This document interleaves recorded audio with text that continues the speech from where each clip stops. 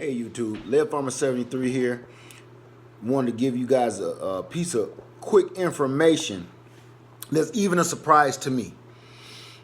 Before I moved in this house 4 years ago, I lived in another house that I started my videos on. In that house, I grew grapevines, and I built a grape trellis. I didn't do a video on it or anything. It was my first time growing grapes in the South. Up north, they grow like wildfire.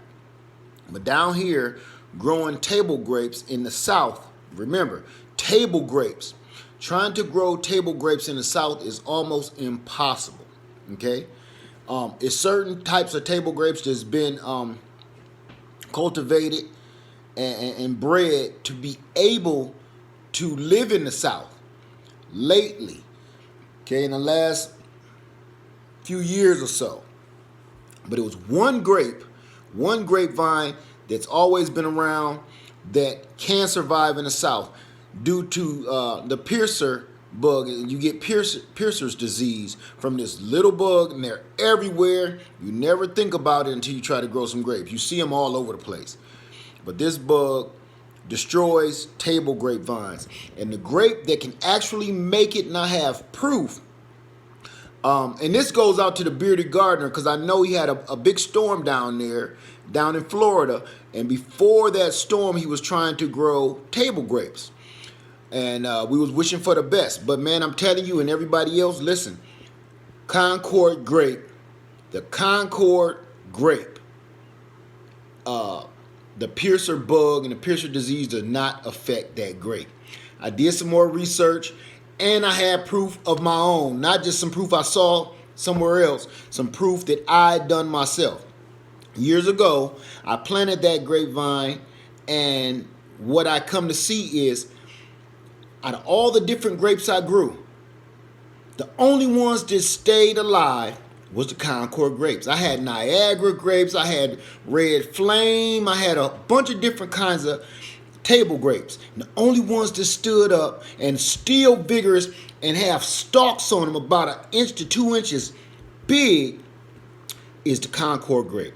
I'm going to cut to that video and I'm going to give that to you, and I'm going to answer anything you need to know, because I'm telling you that, honestly, this is one of my greatest feats. I know it doesn't seem like it to you guys, but I'm telling you, for me personally, this is one of my greatest little things I've done. So check this video out and tell me what you think, because I'm so proud. Oh, before I go, the reason I went to my old house, found out it was on the market again, and I was thinking about purchasing it for, extra income. So I went over there and I checked it out, and I just couldn't believe they left everything there. They left all the fruit trees. They took my lemon tree out the ground, but they left everything. So here's the video right here, okay? I just wanted, I'm back at Jamil, looking at these grapevines. Ain't nobody in there. They said it's empty, and it's for sale. Look at my grapevines that I planted. Golly.